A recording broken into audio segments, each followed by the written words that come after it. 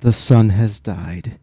The last millions of humanity have one last refuge from the evil creatures of the Nightland, the gigantic metal pyramid called the last Redoubt.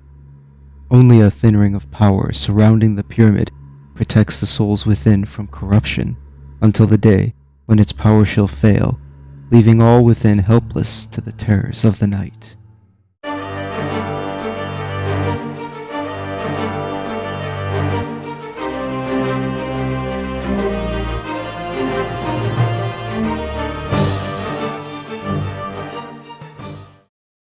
The Nightland is a novel written in the year 1912 by the Englishman William Hope Hodgson.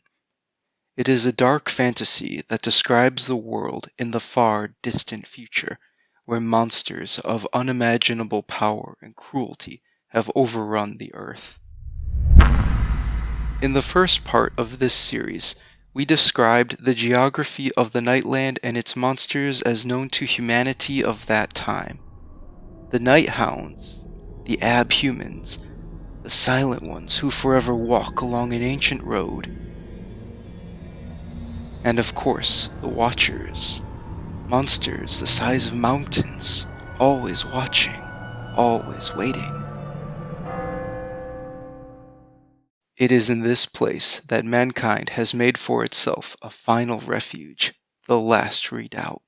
A gray pyramid nearly 8 miles high and 5¼ miles each way, a testament to the resilience of the human spirit even in the face of inevitable doom.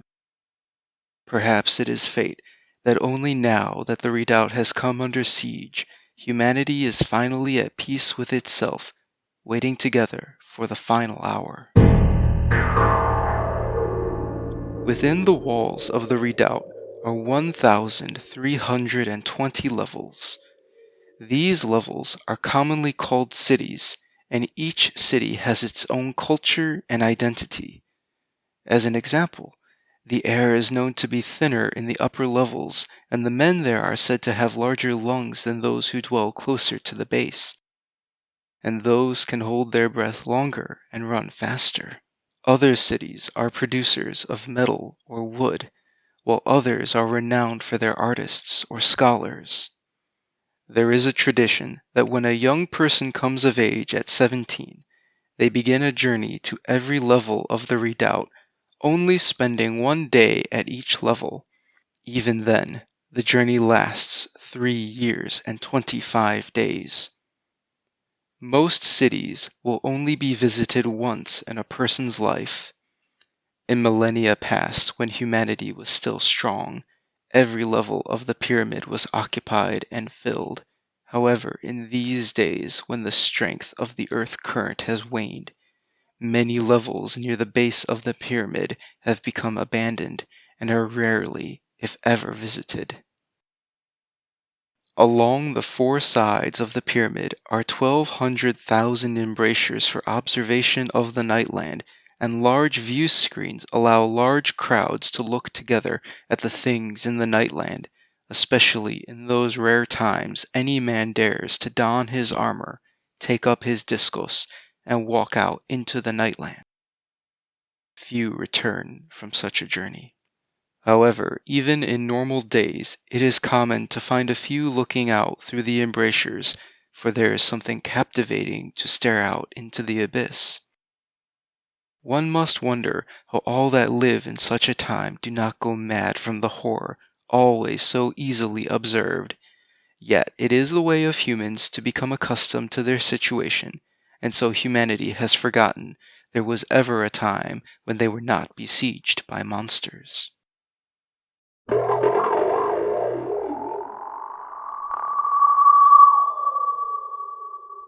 Among all the people in the pyramid, a few are selected to be the guardians of knowledge and observers of the Nightland.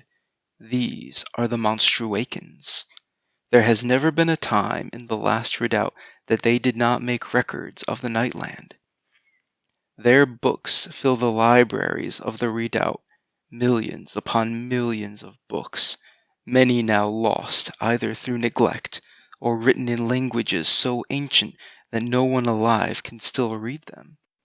And there, At the very top of the pyramid is the tower of observation and the great spyglass.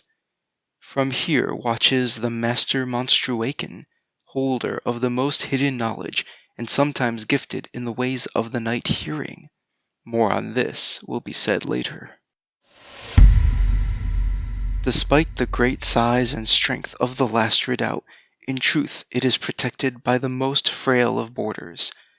A small, clear tube, not 2 inches in thickness, completely surrounds the pyramid a mile on each side. This is called the air clog, though it does much more than protect the redoubt from the putrid air of the nightland. Its subtle vibrations repel the brain elements of the monsters and lesser man-brutes. There is a spiritual miasma that wafts over the pyramid, and any human that is unprotected is vulnerable to corruption and influence from evil. Voices are known to come from the nightland, asking to be let in or begging that someone come out to help. While these may seem like real humans calling out, only a true human can use his brain elements to call out the master word. If the voices cannot respond with the master word, only the truly foolish would heed them.